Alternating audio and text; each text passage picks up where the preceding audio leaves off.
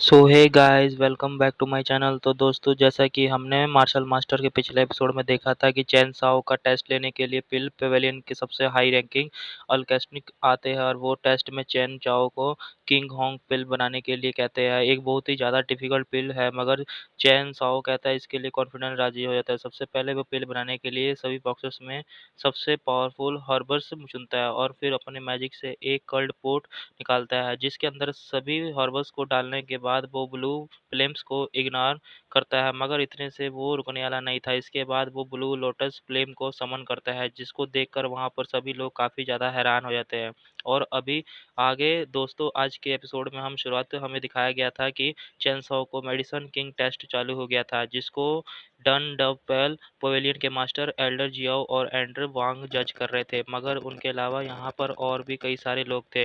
Test की शुरुआत में ही चैन साओ के अलेकम टेक्निक्स को देखकर डॉनडापल पवेलियन के मास्टर कहने लगते हैं कि कहीं ब्लड स्पिरिट फायर बॉडी के रूप में ये emperor level blood beater technique का इस्तेमाल तो नहीं कर रहा, क्योंकि अभी चैन साओ ने ब्लू लोटस फ्लेम को समन किया है, जिससे बना हुआ पिल दिल में खून का बहाव तेज कर देता है। और तभी हम ये चीज़ देखकर होली सन कहता है कि ब्लू लोटस फ्लेम का इस्तेमाल करना कोई खास बात नहीं है।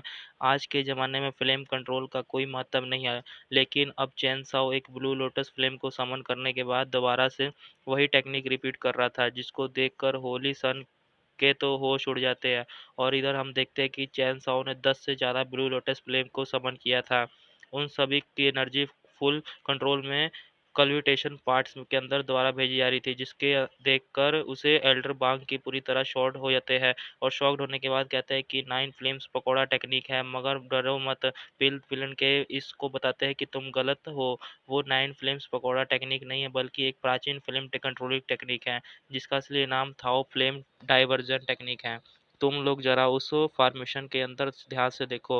हर एक ब्लू लोटस का साइज नॉर्मल से काफ़ी ज़्यादा बड़ा है। उन सभी के अंदर कम से कम 9 ब्लू लोटस है।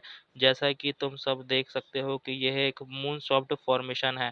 चैनसाओ इस वक्त ये एक साथ 99 ब्लू लोटस फ्लेम को कंट्रोल कर रहा है। यह नज़ारा देखना तो सच में एक अजूबा है। जिसके बाद हम देखते हैं कि चैन साओ कल्टीवेशन पार्ट के अंदर अपनी सभी लेजेंड हॉर्बस को डाल दिया था और उनका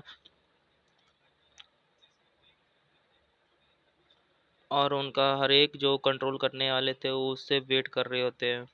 प्यूरीफाई और बात करें एल्डर वांग की, तो वह चाहकर भी कुछ नहीं कर पा रहे थे, क्योंकि चैन साओ जिन टेक्निक्स का इस्तेमाल कर रहा था वो सभी के सभी उसके सिलेबस के बाहर था। जिसके बाद हम देखते हैं कि चैन साओ कल्टिवेशन पार्ट में अपने खुद के वहाँ मार्शल बल की एनर्जी भी डालने लगता है, जिसकी वजह से इस जगह पर तूफान आने लगता है।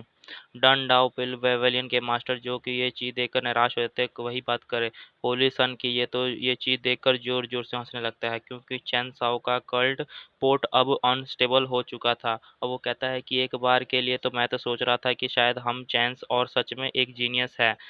अब मेरी सारी गलतफ़हमी दूर हो चुकी है। वो कल्ट बैट जो उससे ज़्यादा ब्लास्ट होने वाला था, लेकिन चैन साओ ने तो कल्टीवेशन पार्ट के अंदर एनर्जी डालते जा रहा था और कुछ ही समय में वहाँ कल्टीवेशन पार्ट में स्टेबल हो जाता है। उसको देखकर वहाँ मौजूदा बाकी अल्केमिस्ट आपस में बात करने लग जाते हैं। इससे ज़्यादा फायर पावर की वजह से तो अब तक इस कल्ट पॉट को ब्लास्ट हो जाना चाहिए था, मगर अब तक यह स्टेबल कैसे है? एल्डर हुआंग फू से कहते हैं कि बताइए आपका इसमें क्या कहना है। तो इस बार मास्टर हुआंग फू बताते हैं कि सर्टिफाइड मेडिसिन किंग के टेस्ट में टाइम का कोई लिमिट नहीं होता, और वैसे भी अब तो सिर्फ 1 घंटा ही बीता है। बस तुम्हें धैर्य रखना चाहिए, इंतजार करो। वहीं दूसरी तरफ हम देखते हैं कि चैन साओ मार्शल विल की एनर्जी डालने के बाद अब पूरे एटमॉस्फेयर की एनर्जी को भी कल्ट पोर्ट के अंदर डालने लगता है। ये नज़ारा बहुत ही ज़्यादा लाजवाब था। जिसके बाद हम चैन साओ नीचे बैठ जाता है, अपनी आंखें बंद कर लेता है, और ये चीज़ जहाँ अल्केमिस्ट देखते हैं वो तो आपस में कहने लगते हैं कि ये चैन सॉन्ग तो बैठकर आंखें बंद कर रहा है, आखिर ऐसे से किस तरह से अल्केमी हो सकती है। एल्डर जियान भी कंफ्यूज होकर एल्डर जाओ की तरफ देखता है, जिस पर एल्डर जाओ कहता है कि चिंता मत करो, बस देखते जाओ कि आगे क्या होता है। चैन साओ नीचे बैठकर एक पोर्टल खोलने के लिए कंस्ट्रेंट कर रहा होता है, और यह पोर्टल हेवन की एनर्जी को लाने के लिए था, जिसको देखकर एल्डर हुआंग फू भी हैरानी के मारे अपने पैरों पर खड़े हो जाते हैं। तब हम सभी लोगों को ये देखते हैं चीज़ कि वो हैरान हो गए थे, इतनी सारी एनर्जी आखिर यह कंट्रोल कैसे कर रहा है। तभी हम कल्टीवेशन पोर्ट के अंदर का नज़ारा देख रहे होते हैं। तब उधर पता लगता है कि उसके अंदर पील्स ऑलमोस्ट कंप्लीट हो चुके थे, मगर ऐसी एनर्जी ओवरलोड की वजह से कल्टीवेशन पार्ट में दरार आने लगते हैं। एल्डर जियान कहते हैं कि अब तो देखकर लगता है कि इसका कल्टीवेशन पोर्ट ज़्यादा देर इस चीज़ को नहीं टिका पाएगा, और होता है ऐसा ही। वैसे भी कुछ समय बाद वो कल्टीवेशन पोर्ट एनर्जी ओवरलोड की वजह से ब्लास्ट हो जाता है, और टुकड़े पूरे उसके एग्जामिनेशन स्वाई के चारों तरफ खिलर जाते हैं, जिसको देखकर होली सन तो वहाँ अपनी हंसी नहीं रोक पा रहा था। कहता है कि बहुत बढ़िया, तुमसे मुझसे यही उम्मीद थी। लेकिन एल्डर जियान तो काफ़ी ज़्यादा खुश थे। वो देख पा रहे थे कि चैनसो ने अपना कल्टीवेशन पूरा कर लिया था, और फिर हाथों में तीनों लेजेंड फिलस को रखे हुआ था, और उसको देखकर सभी एल्डर भागे भागे चैनसो के पास आते हैं। सबसे पहले चैनसो पिल्स को एल्डर हांग फू की तरफ प्रेजेंट करता है और कहता है कि बाकी सब भी इन पिल्स की अच्छा तरह से जांच कर लीजिए। तभी हम एक अल्केमिस्ट कहते हैं कि इसमें बना हुआ पैटर्न तो बहुत ज़्यादा ही अलग है, जिसके लाजवाब में हम उसके साथी बताता है। इस पैटर्न को क्यांग होंग डोंग कहते हैं, जो कि शायद एक स्पेशल तरह का पैटर्न है, मगर एल्डर हुआंग फू बताते हैं कि यह कोई स्पेशल पैटर्न नहीं है। तुम लोग जरा इसके अंदर का रेड मैजिक फ्लो देखो, जो कि एक तरह से मेडिसिनल प्रॉपर्टीज है, जो कि एक पिल में तब आता है जब रिफाइनमेंट एक्सट्रीम तक किया जाए। और बात करें चैन साओ के मेडिसिन की लैब की, तो वो सब वहाँ पे उसको सब देखने लग जाते हैं, और आपस में प्ले आउट की तरह उस पिल को देखने के लिए ओल्ड एल्डर के हाथों से जल्दीबाजी में छीन लेता है। और वो कहता है कि इसका फॉर्म तो सच में काफ़ी ज़्यादा अलग है।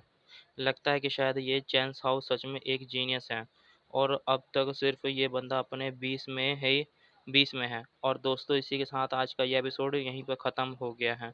अगर आपको ये एक्सप्लेनेशन और एपिसोड पसंद आई तो प्लीज़ वीडियो को लाइक कर देना, और जाने से पहले चैनल को सब्सक्राइब करके बेल नोटिफिकेशन भी ऑन कर देना, ताकि जैसे ही इसका नेक्स्ट एपिसोड आए तो आप सबसे पहले पता चल जाए।